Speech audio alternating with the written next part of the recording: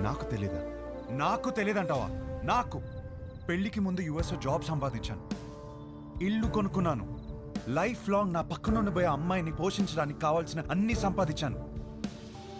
Most eligible bachelor అనే పేరు తెచ్చుకున్నాకే పెళ్లికి రెడీ అయ్యాను.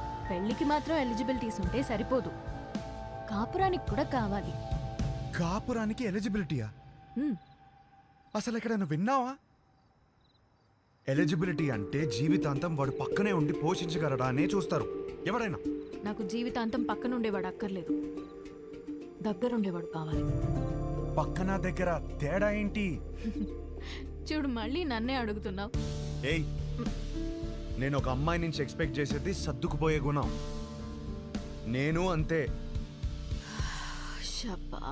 నేను షబ్బా. నేను సర్దుకుపోను, సర్దుకుపోయేవాడు కూడా నాకొద్దు.